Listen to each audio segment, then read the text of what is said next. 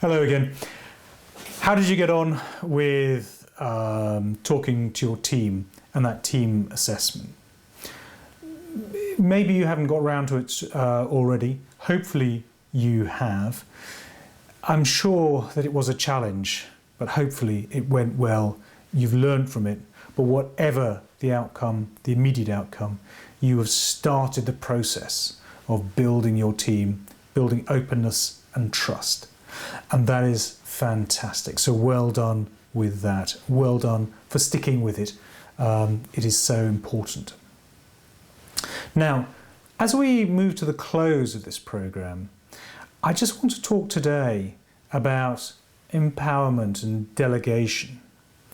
Now, these are slightly different words, but they essentially mean the same thing. And in practical terms for you as a leader, these are an important part of being able to function. And they're also areas which sometimes people have a real challenge with as they become more senior, they take on more responsibilities, and they take on more responsibilities for other people. What they have to do is they have to leave parts of their job behind for others to do. And more, they have to invite people, they have to delegate tasks that once upon a time they would have done themselves, but now others do for them. And it's a real challenge to be able to do that for some people. The idea of letting go of what you know well so that you can concentrate on the more challenging areas, the aspects of the job for which you are being paid as a leader, and allowing others to do things that perhaps you've done in the past. Jobs which, quite frankly, you probably do very, very well indeed. But now it's time for them to learn how to do them while you concentrate on something else. But being able to delegate those tasks, empowering your team members, is an important part of building trust as well. It's important that you can pass on tasks to people, clearly tell them the output that's required without telling them in detail how to do it. Let them decide. Trust them to do it. Now, this trust is a real challenge, and I've worked for many people in the past who haven't been able to do it. But I've worked for one or two really great leaders who have. And they display an almost childlike ability to give you something, place almost absolute total trust in you, to just get on and do things.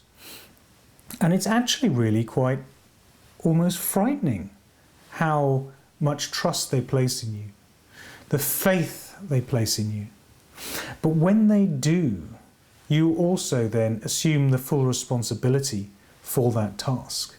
You get this sense of commitment, this commitment that you must do this task. You must do this thing for them. And you can't let them down. And this then, you see, is part of this two-way process of trust that we're starting to build up.